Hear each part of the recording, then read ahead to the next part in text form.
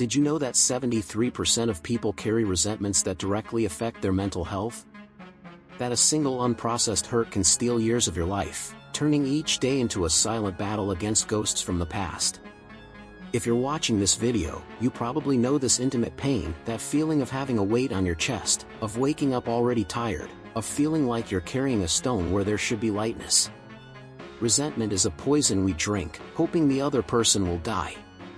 It is the prison we build with our own hands, where we voluntarily lock ourselves in, throwing away the key while blaming the world for our confinement. But what if I told you there is a way to free yourself? An ancient wisdom, tested by emperors and slaves, that can transform your relationship with pain in just a few minutes? Today, I'm going to unlock codes in your mind.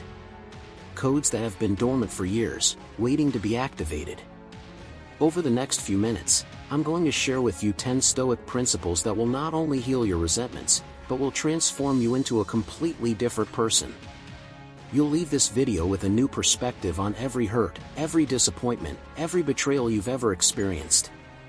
The Stoics discovered over 2,000 years ago that true freedom lies not in controlling what happens to us, but in how we respond to what happens to us. They faced wars, betrayals, unimaginable losses, and yet they found peace. Not because they were immune to pain, but because they had the tools that I will share with you today. Together, we will uncover the secrets of the dichotomy of control, learn to suspend judgments that poison us, expand our perspective until our problems become insignificant, and discover how to transform each obstacle into an opportunity for growth. By the end of this video, you will have a complete arsenal to never again be a prisoner of your own resentments. If you are ready for this transformation, subscribe to the channel, leave your like, and let's begin this journey that will change your life forever. The first code is about to be unlocked. Imagine that you have discovered that your best friend has betrayed you. She has told your most intimate secrets to others, broken your trust, and shattered years of friendship. At this moment, your mind is at war. You want to confront her, expose her deceit, and make her pay for what she has done. But there is a question that Epictetus, a slave who became one of the greatest philosophers in history, would ask at this moment: what in this situation is within your control? This is the dichotomy of control, the first and most powerful code I'm going to unlock in your mind today. It's the fundamental principle that separated the Stoics from everyone else of their time, and it can separate you from the destructive cycle of resentment. The genius of this tool lies in its brutal simplicity. Epictetus divided everything in life into two categories: what is within our control and what is not. There is no middle ground. Either you control it or you don't. And here's the revelation that will transform your life: the only thing you truly control is your thoughts, your choices, and your actions. Everything else, the actions of others, the past, the future, the outcomes, is completely out of your control. Let's go back to the cheating example. What can't you control? Her decision to tell you her secrets. What she thinks about you. How other people react to the information. The damage that's already been done. The time you've wasted trusting her. What can you control? How you react from now on. Whether you'll spend energy ruminating on the situation. Whether you'll learn something from this experience. How you'll choose your friends in the future. Whether you'll use this as fuel to grow or as an excuse to isolate yourself. Here is a practical exercise that will change your relationship with any situation that causes you resentment. Take a sheet of paper and draw a line down the middle. On the left side, write "I don't control it." On the right side, "I control it." Now, list absolutely everything related to the situation that hurts you. Be ruthless in your categorization. 90% of the things that cause you pain will be on the left side. The magic happens when you realize that you're spending 90% of your mental and emotional energy on things that are on the left side, things that you have no control over. It's like trying to push a mountain with your bare hands. You get exhausted, frustrated, and resentful, but the mountain doesn't move an inch. But when you redirect all that energy to the right side, to what you actually control, something extraordinary happens. You stop being a victim and become a protagonist. You stop being reactive and become proactive. You stop being a slave to your circumstances and become the master of your destiny. resentment is born from the illusion of control. When we finally accept that we cannot control the actions of others, that we cannot change the past, that we cannot guarantee specific outcomes, a profound peace comes over us. It is not the peace of resignation, but the peace of wisdom. It is like releasing a weight you did not even know you were carrying. Epictetus, even as a slave, was freer than many emperors because he mastered this principle. He knew that regardless of external circumstances, his mind was his sovereign domain. And now you know it too. This is the first code unlocked in your mind. From now on, whenever you feel resentment rising, ask the question, is this under my control? If it is not, let it go. If it is, act. But wait. There's something even deeper going on when we get hurt. It's not just about what we can control, it's about how we interpret what happens to us. And here's where the second code comes into play, a tool so powerful it can eliminate 80% of your resentments before they even form. Have you ever stopped to think about how many times you've created a complete story in your head about someone's intentions? How many times have you been absolutely certain that you knew the motives behind another person's actions? The Stoics called this hasty judgment, and they found that it's the root of almost all unnecessary suffering. Suspension of judgment, or epike, is the conscious act of pausing our minds before they create automatic narratives about others' motivations. It's acknowledging that our perception is limited, that our interpretations could be completely wrong, and that maybe, just maybe, we don't know the whole story. Imagine your boss didn't say hello to you today. Your mind immediately creates a story. He's mad at me. He's probably going to fire me. Maybe he found out about that mistake I made last week. In a matter of seconds, you've built a castle of anxiety based on absolutely nothing. You don't have a single fact, only interpretations. But what if he simply received some difficult news about a family member's health? What if he was worried about an important meeting? What if he didn't even see you because he was lost in thought? How many times have you tortured yourself mentally over situations that had nothing to do with you? Here is a technique that will revolutionize your peace of mind. Whenever something happens that triggers an automatic negative interpretation, ask yourself these 3 questions. Am I sure I know this person's intentions? What other explanations could there be for this behavior? What do I need to investigate before I can form a definitive conclusion? This practice isn't about being naive or ignoring obvious signs. It's about recognizing that our minds are constantly creating stories, and that many of those stories are pure fiction. It's about giving people the benefit of the doubt until we have real information, not just assumptions. Neuroscientist Daniel Kahneman discovered that our brains have a compulsive need to create coherent narratives, even when we don't have enough information. He called this the story-making machine. The Stoics, without knowing neuroscience, already knew this 2,000 years ago. When you practice suspending judgment, something magical happens. You stop living in a world of paranoia and negative interpretations. You stop getting hurt by things that exist only in your imagination. You stop attacking people for crimes they never committed. Most resentments arise from misunderstandings, from misinterpretations, from stories we create without checking the facts. When you master the art of suspending judgment, you eliminate the greatest source of unnecessary suffering in your life. This is the second unlocked code. From now on, before you get hurt, before you resent, before you lash out, pause. Ask yourself, do I really know what's going on here? More often than not, the answer will be no. And in that no, you will find your freedom. Now that you've learned how to question your interpretations, let's take it a step deeper. Let's talk about something Marcus Aurelius, the most powerful emperor in the ancient world, did every morning to maintain his sanity. He expanded his perspective until his problems became insignificant. Think about the last time you felt completely consumed by a situation. Maybe it was an argument with your partner, a disagreement at work, a betrayal from a friend. At that moment, it felt like the whole world was falling apart. Your mind was completely focused on that problem, as if it were the only thing in the universe. But what if I told you that there was a way to, in just a few minutes, turn this gigantic problem into something almost insignificant? Not through denial or minimization, but through perspective. This is the third code I'm going to unlock in your mind. Marcus Aurelius developed a technique he called viewing from above. He imagined himself flying upward, higher and higher, until he could see his situation from a completely different perspective. From the ground, an argument seems gigantic. From the 10th floor of a building, you can already see that it is just a blip in your day. From space, it doesn't even exist. But the cosmic perspective isn't just about space, it's about time. That argument that's consuming you today, will it still matter a year from now? 10 years from now? 100 years from now?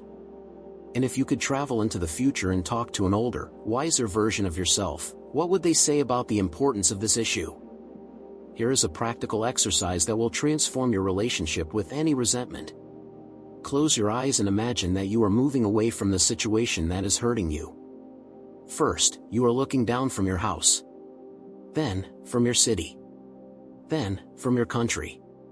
Keep going up until you are seeing the entire Earth from space. Now, notice how that situation that seemed gigantic cannot even be seen from this perspective. But let's go further. Imagine that you are watching a documentary about your life 50 years from now. The narrator is telling your story, your achievements, your relationships, your moments of growth.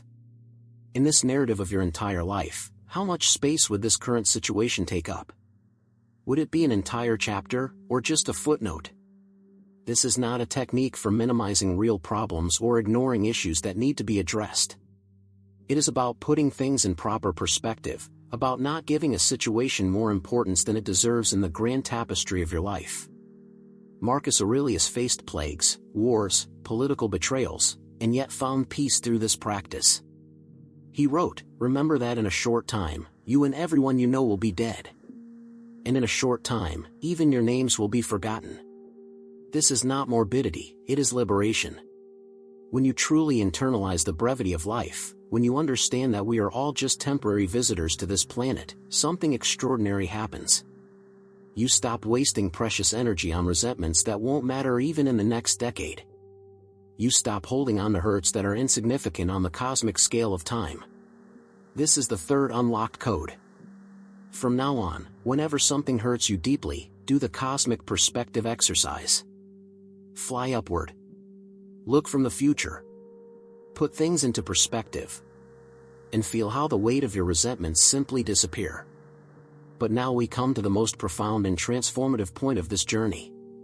So far, you have learned to control what you can control, to suspend hasty judgments, and to put things in perspective.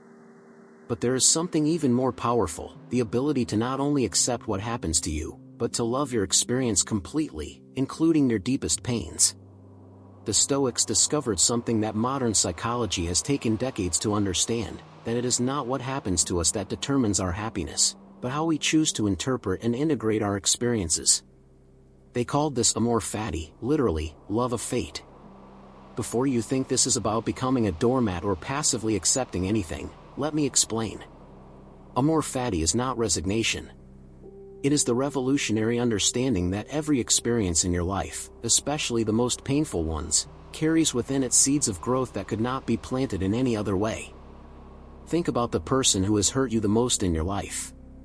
The one who betrayed you, abandoned you, humiliated you, disappointed you deeply. Now, ask yourself a question that may seem absurd. What qualities have I developed because of this experience that I would not have developed otherwise? Courage? Resilience? Compassion? Wisdom? Emotional independence? The ability to detect falsehood? This is the alchemy of amor fati, turning lead into gold, turning poison into medicine, turning obstacles into opportunities. It's not about pretending the pain didn't exist or that it was good, it's about acknowledging that you've become stronger, wiser, more whole because of it. I'm going to share an exercise that will completely change your relationship with your resentments. Take the most painful event in your life, the one you'd like to erase if you could. Now, write a letter of gratitude for that experience. Not to the person who hurt you, but to the experience itself. Be grateful for every lesson you've learned, every strength you've discovered within yourself, every wisdom you've gained. This will seem impossible at first. Your mind will resist violently. How can I be grateful for something that destroyed me? But here is the truth that will set you free. That experience did not destroy you. It transformed you. You are no longer the same person you were before that event. You are stronger, wiser, more prepared for life. Nietzsche, inspired by the Stoics, said, "What doesn't kill me makes me stronger." But he wasn't just talking about physical survival. He was talking about spiritual transformation. Every obstacle you've faced, every person who's hurt you, every disappointment you've experienced has all contributed to shaping who you are today. When you practice Amor Fati, something magical happens. You stop being a victim of your own story and become its hero. You stop resenting your past and start using it as fuel for your growth. You stop wanting a different life and start loving the life you have completely. This doesn't mean you should seek out suffering or accept abuse. It means you can find meaning and growth in any experience, no matter how painful. It means you can turn your worst moments into your greatest teachers. Marcus Aurelius lost several sons, faced political betrayals, fought in bloody wars, and yet he wrote, "Accept everything that happens, even if it seems unpleasant, because it leads to the health of the universe." He wasn't being masochistic, he was being wise. This is the fourth code unlocked in your mind. From now on, whenever something painful happens, ask yourself the question, how can I use this experience to grow? What lessons is it trying to teach me? When you master this art, you will have transformed your relationship with suffering forever. Now that you've begun to see your painful experiences as opportunities for growth, we come to one of the most powerful and misunderstood codes, forgiveness. But I'm not talking about the emotional forgiveness that we're told to feel, like it's a switch you can just flip. I'm talking about rational forgiveness, a strategic tool you use not for the sake of the person who hurt you, but for your own liberation. Here's the brutal truth about resentment: it's a prison you build in your own mind, where you're simultaneously the prisoner and the jailer. Every time you relive the hurt, every time you harbor the anger, you're choosing to stay in that prison.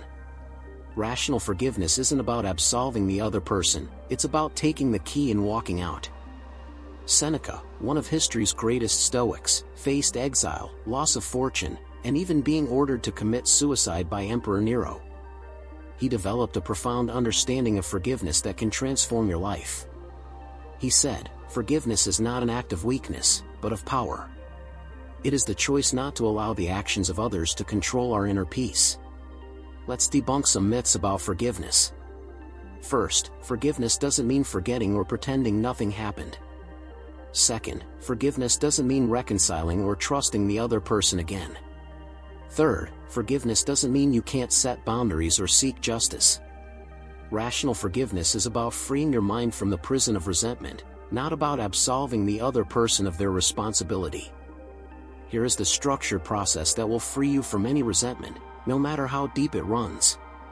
First, fully acknowledge the reality of what happened. Don't minimize it, don't justify it, don't deny it. The person hurt you. That's a fact.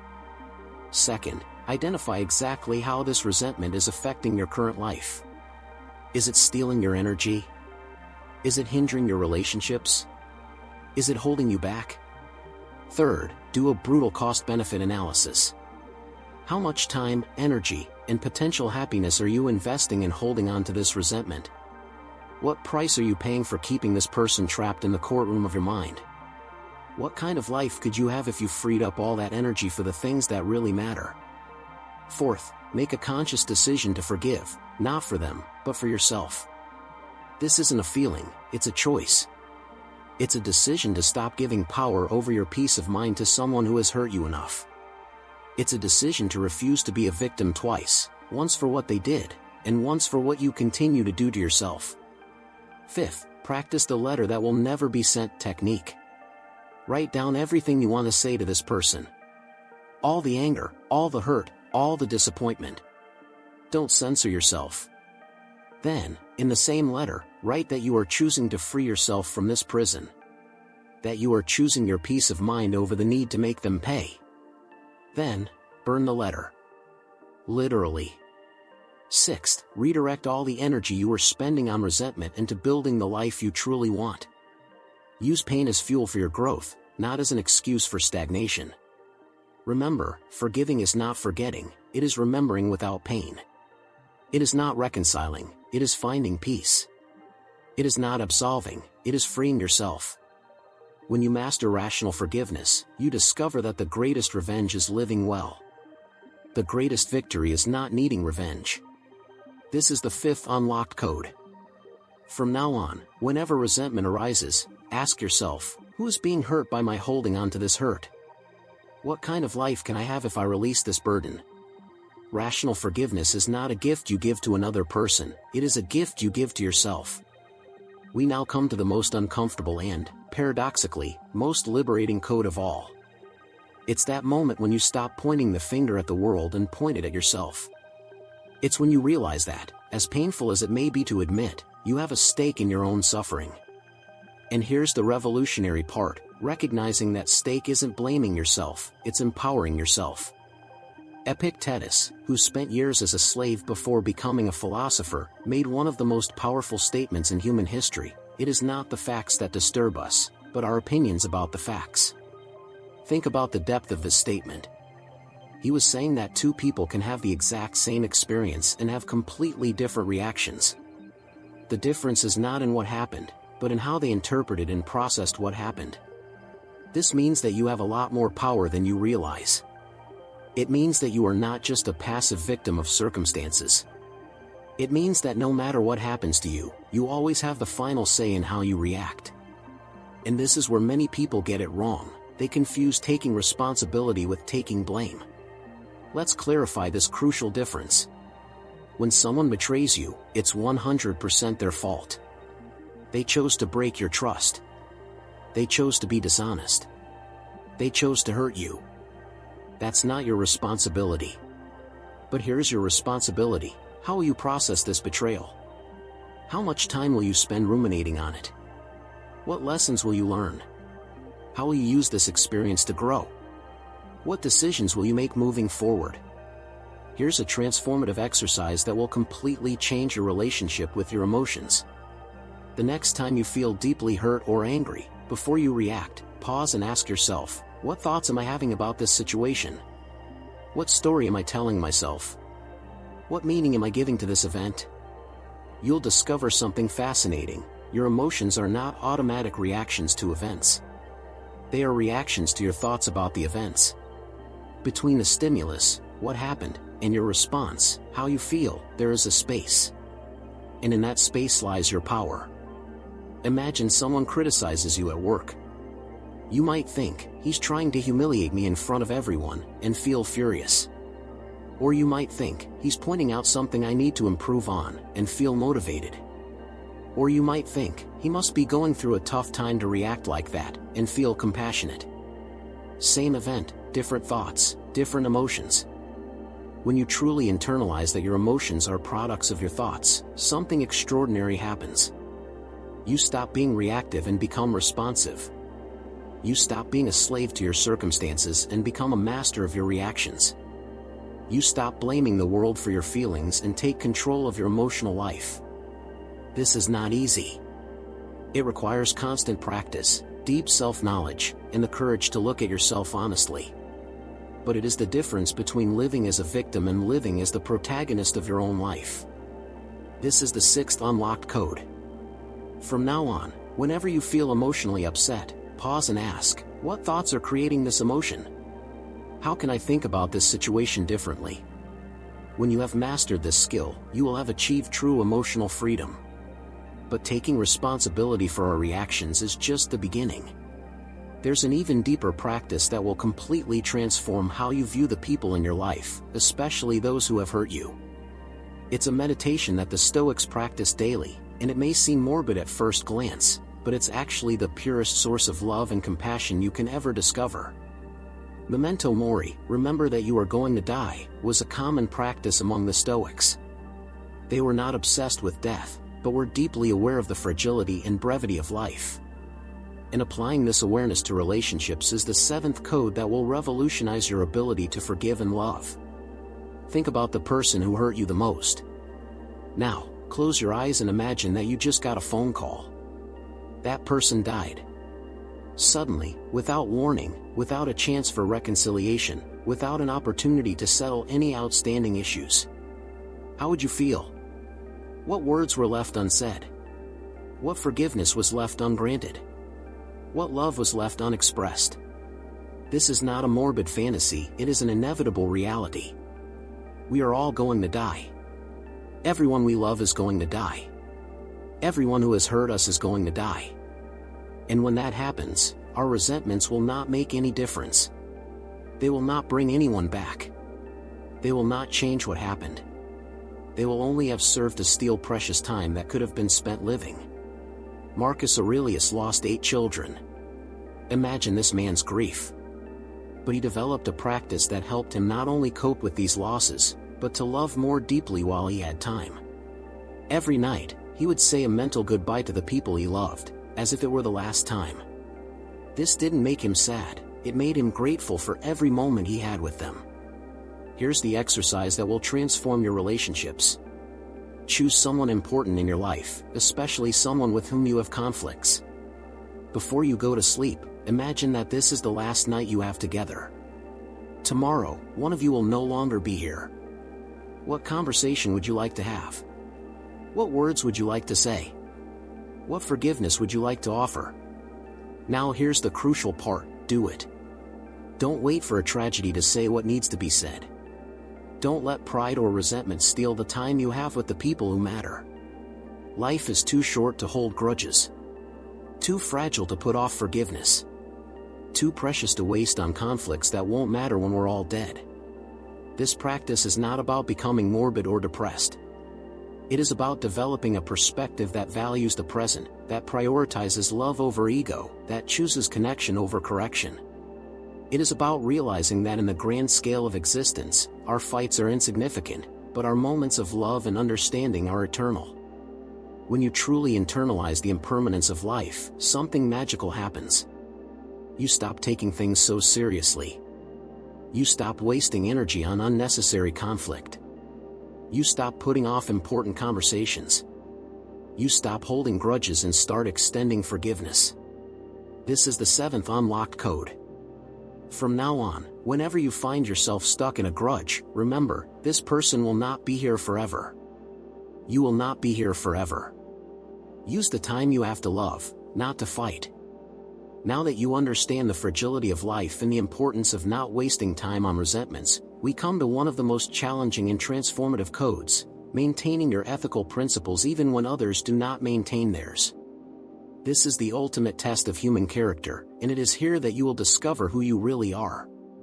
Justice, for the Stoics, was not just an abstract virtue, it was the force that held society together and the individual together.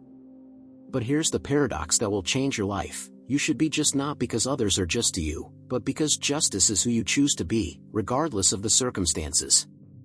Think about the last time someone was deeply unfair to you. Maybe it was a boss who blamed you for a mistake that wasn't yours. Maybe it was a friend who spread lies about you. Maybe it was a partner who betrayed you after years of dedication.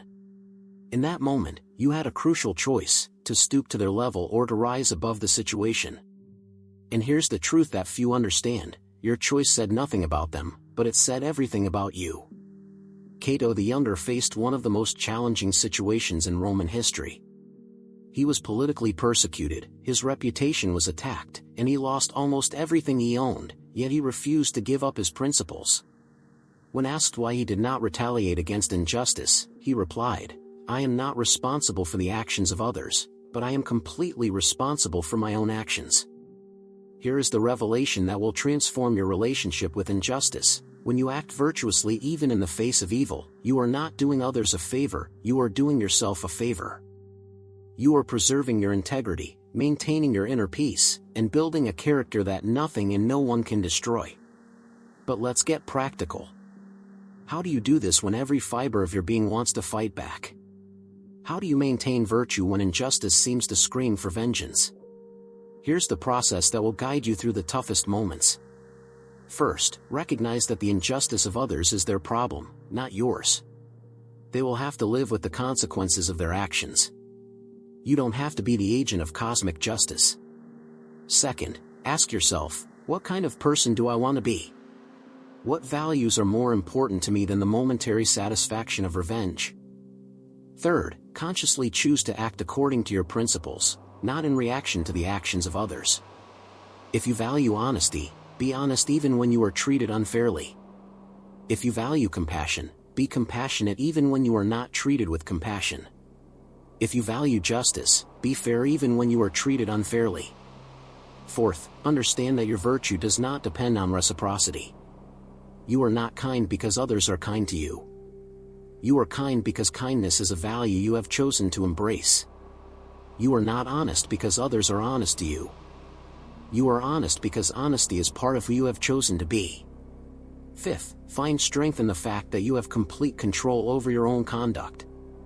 They can take many things away from you, but they can never take away your ability to choose how to act. This is your personal sovereignty, your inviolable kingdom. When you master this practice, something extraordinary happens. You stop being reactive and become proactive. You stop being a mirror of others' actions and become a beacon of your own values. You stop being a victim of circumstances and become the master of your destiny. This is the 8th unlocked code. From now on, whenever you face injustice, ask yourself, what kind of person do I want to be in this situation?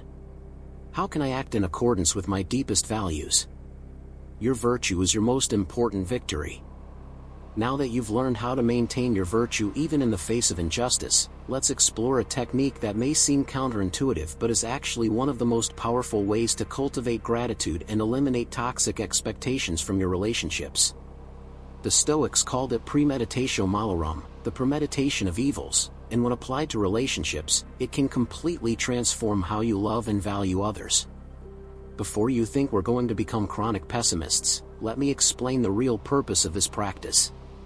Negative visualization isn't about becoming paranoid or negative. It's about preparing your mind for the inevitable reality of loss, so that you can deeply appreciate what you have while you have it. Think about someone you love deeply. Now, answer honestly, how many times have you taken that person for granted? How many times have you been impatient, critical, or insensitive because you simply assumed they would always be there? How many times have you held grudges over little things, forgetting that this person may not be in your life forever? Here's the exercise that will revolutionize your relationships. Once a week, take a few minutes to imagine the temporary or permanent loss of the most important people in your life. Not in a morbid or obsessive way, but as a gentle reminder of how precious those relationships are. Start with someone close to you. Close your eyes and imagine that this person is moving to another country tomorrow. You won't see each other for the next 5 years. What conversations would you like to have today? What words would you like to say? What time would you like to spend together? What small conflicts do you see that are completely irrelevant in light of this? Now, go one step further. Imagine you received the news that this person only has 1 month to live. How would that change your priorities? What energy would you stop wasting on criticism and start investing in connection? What forgiveness would you offer immediately? What love would you express without reservation? This practice is not about becoming anxious or depressed. It's about developing a deep appreciation for the present. It's about realizing that every moment with someone you love is a gift that can be taken away at any moment. It's about transforming your tendency to take people for granted into a conscious practice of gratitude. But here's where the technique becomes even more powerful. It eliminates toxic expectations. When you truly internalize that the people in your life are temporary gifts, you stop demanding that they be perfect. You stop resenting them when they don't meet all your expectations. You stop trying to control them and start appreciating them just as they are. Negative visualization also prepares you emotionally for life's inevitable losses. When you've contemplated the possibility of loss, you're not caught completely off guard when it happens. You don't waste years regretting words unsaid or love unexpressed. Seneca practiced this technique regularly. He wrote, "Every day and every hour should be stripped away from us as if it were our last." He wasn't being pessimistic, he was being realistic. And that reality made him more loving, more present, more grateful. This is the 9th unlocked code. From now on, practice regularly visualizing the loss of people you love. not to become anxious, but to become grateful. Not to prepare for tragedy, but to celebrate the present. When you master this practice, you will never take anyone for granted again. We have reached the final code, the most profound and transformative of all.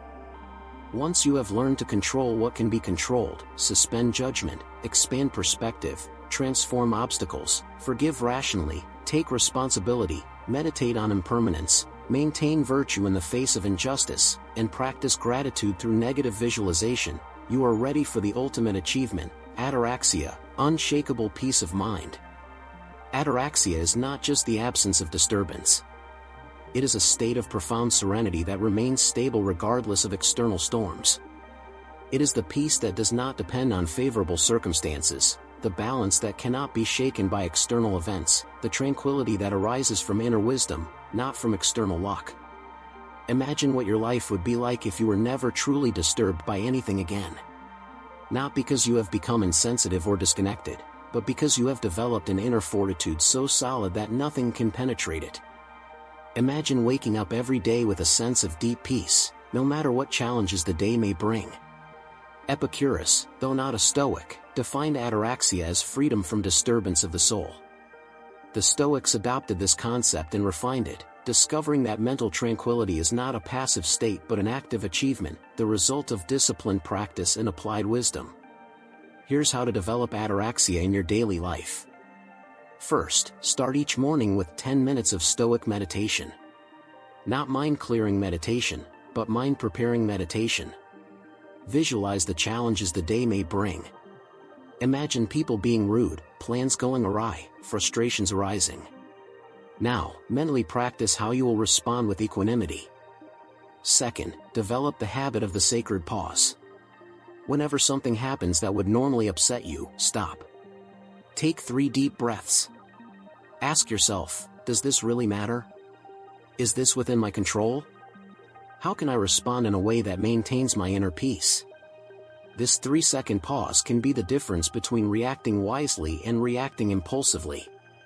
Third, practice what the Stoics called mental reservation. Whenever you make plans, whenever you have expectations, mentally add, if fate permits, or if all goes well. This isn't pessimism, it's realism. It's recognizing that you can plan and try, but you can't control the outcome. Fourth, cultivate a solid personal philosophy.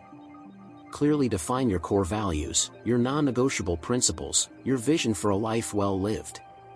When you have a clear moral compass, the storms of life can't throw you off course. Fifth, develop a nighttime ritual of reflection. Before you go to sleep, review your day. What situations upset you? How did you react? What did you learn? How can you respond better tomorrow? This practice transforms experiences into wisdom. Sixth, surround yourself with visual reminders of Stoic philosophy. Keep inspirational quotes in plain sight. Carry a symbol that reminds you of your principles. Create physical anchors that reconnect you to your practice when you start to stray. Ataraxia is not indifference, it is discernment. You still care deeply about the people and causes that matter to you. You still have emotions, you still feel joy and sadness. But you are no longer a hostage to those emotions. You experience them, process them, and then return to your center of balance. When you develop ataraxia, resentment becomes impossible. Not because you force yourself not to resent, but because you have developed a perspective and practice that makes resentment irrelevant. You become like a mountain, winds may blow, storms may come, but you remain unshaken. This is the 10th and final unlocked code. From now on, dedicate yourself daily to the development of ataraxia. Practice morning meditation, sacred pause, mental reserve, and nighttime reflection. When you master this art, you will have achieved the greatest victory possible, victory over yourself. You have reached the end of an extraordinary journey. In the last few minutes, we have unlocked 10 ancient codes that have the power to completely transform your relationship with resentment, hurt, and emotional suffering. You are no longer the same person who started watching this video. Something fundamental has changed in your mind, in your perspective, in your ability to deal with life. let's quickly recap the 10 codes you now possess. The dichotomy of control that teaches you to focus only on what really matters, the suspension of judgment that eliminates unnecessary misunderstandings, the cosmic perspective that places your problems in their proper dimension, the amor fati that transforms obstacles into opportunities, the rational forgiveness that frees you from mental prisons, the emotional responsibility that empowers you, the memento mori that teaches you to value the present, the virtue in the midst of injustice that preserves your character, the negative visualization that cultivates gratitude, and finally, the ataraxia that makes you unshakable. But here's the truth, knowledge without application is just entertainment. These codes will only be valuable if you practice them. Don't try to implement them all at once, that's a recipe for failure. Pick 1 or 2 principles that resonate with you the most. Practice them daily for at least a month. Only then add more. Be patient with yourself. It took the Stoics decades to master these practices. You don't have to be perfect, just persistent. Each time you apply one of these principles, you are becoming stronger, wiser, freer. Remember, you are not alone on this journey. There is a community of people who, like you, have chosen the path of Stoic wisdom. In the comments below, share which code has impacted you the most. What situation in your life will you start to see differently now? If this video has changed your perspective, subscribe to the channel to continue this journey. We have much more Stoic wisdom to explore together. Give a like if these codes unlock something in your mind. Share it with someone who needs this message. You have come out of this video transformed. Now it is time to live this transformation. The codes are unlocked. The wisdom is planted. Now it is time to reap the fruits of a life free from resentment. Until the next video, practice well, live wisely, and remember, you are stronger than you imagine. Until later.